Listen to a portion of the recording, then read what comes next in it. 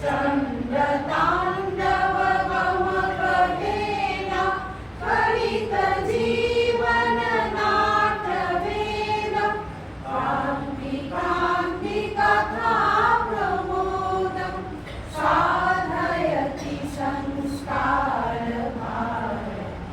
भारते नवजीवनं चतुष्षष्टिकलान्वितं परमेष्टिना परिवर्तितं विश्वचक्रभ्रमणरूपं शाश्वतं श्रुतिसम्मतं साधयति भारते नवजीवनं जीवयत्यभिलेखमखिलं शब्दवर्णसमीकृतं प्लावयति रससिन्धुना प्रतिबिम्बमानसनन्दनं साधयति भारते नवजीवनं भारते नवजीवनं भारते नवजीवनम्।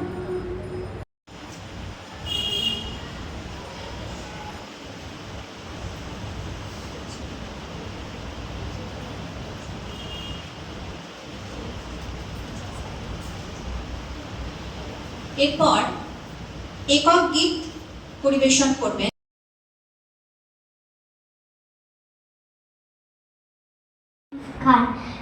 দিন দিন থাকতে রেখেতে দিন তবলায় কে ছিলেন আলাউদ্দিন সারেগামা বাজানো হারমোনিয়াম সুলতানের ইতিহাস ঝরেছিল ঘাম বাদশাহ শাহজাহান বাজারের ঢোল সাথে নিয়ে 1700 করতাল খোল জলসাতে ছিল আরো মজার জিনিস সব কিছু লিখে গেছে মেগাজিনিস।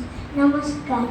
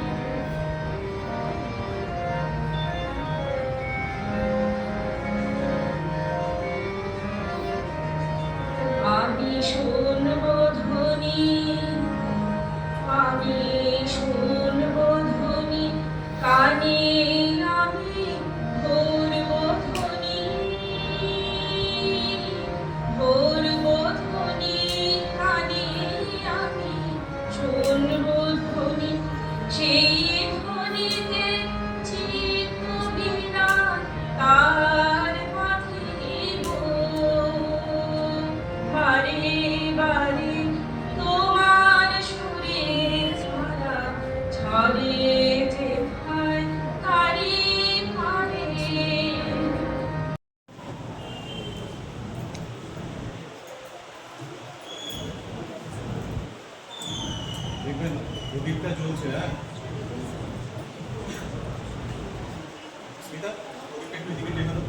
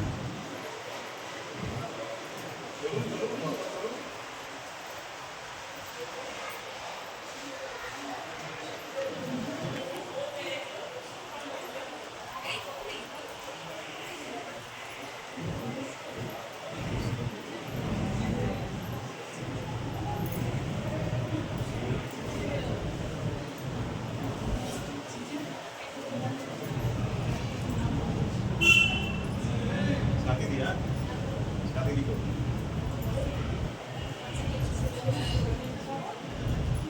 মানুষ ভাস্করতে তুমি বিষ্ণু প্রজাপতি শঙ্করতে পরব্রহ্ম পরাৎ পরবেদ মনে গুরুদেব দয়া করতে সুধী সদস্যবৃন্দ, আজকে এই পূর্ণ লগ্নে এই মহৎ অনুষ্ঠানে যারা এসেছে তাদের সকলকে আমি আন্তরিক শ্রদ্ধা, শুভেচ্ছা, প্রণাম জানাচ্ছি।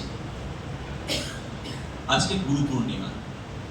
আপনারা সকলেই জানেন যে আষাঢ় মাসের যে পূর্ণিমা তিথি, লোককথা অনুসারে মহাভারত রচয়িতা শ্রী কৃষ্ণদ্বৈপায়ন বেদব্যাস আজকের তিথিতে জন্মগ্রহণ করেছিলেন। সেই হিসাবে এটিকে ব্যাস পূর্ণিমাও বলা হয়। পরাশর মুনির পুত্র ব্যাসদেব শুধুমাত্র মহাভারত রচনা করেছিলেন এটা বলা ভুল হবে। আগে আপনারা সকলেই জানেন যে আমাদের যে 4টি বেদ আছে সেটি এভাবে ছিল না। বেদের সমস্ত শ্লোক বা মন্ত্রগুলো বিভিন্ন বিচ্ছিন্ন অবস্থায় পাঠ করা হতো। মহর্ষি বেদব্যাস এই সমস্ত শ্লোকগুলোকে একত্রিত করে তাদের গুণ এবং রীতি বিচার করে সংকলিত করেন। ইংরেজিতে একটি কথা আছে কম্পাইলার, বাংলাতে সংকলন, অর্থাৎ তিনি কম্পাইল করেন বা সংকলন করেন। বেদব্যাস এই বেদকে 4টি ভাগে সংকলিত করেছিলেন, তাই তার নাম দেওয়া হয় বেদব্যাস। বাংলা ব্যাস আমরা অঙ্কের ক্লাসে পড়েছি ডায়ামিটার, যা একটি বৃত্তকে ভাগ করে। অর্থাৎ যে ব্যক্তি বেদকে বিভক্ত করেছেন 4টি ভাগে তিনি হলেন বেদব্যাস। এটি একটি উপাধি। পণ্ডিতেরা বলেন ব্যাসদেব কেবলমাত্র একটি মানুষ ছিলেন না, বহু যুগ ধরে বিভিন্ন মানুষ এই বেদ সংকলনের কাজে যুক্ত ছিলেন এবং সকলকেই এই ব্যাস উপাধি দেওয়া হয়েছে।